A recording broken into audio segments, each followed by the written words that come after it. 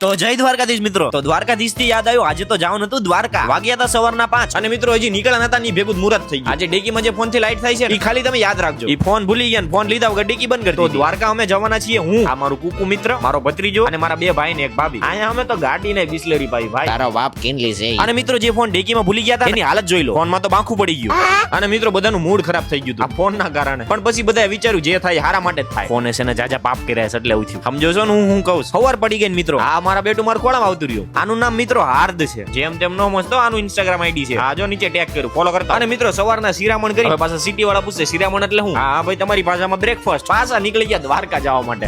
ઉરુલે કેમ નીચેથી આમ પકડી રાખે, ઓલા બાહુબલીમાં પકડે ને. એકચ્યુઅલી આયા મારા ભત્રીજાને ઘોડિયામાં ઉડાવવાની વાત હાલતી હતી.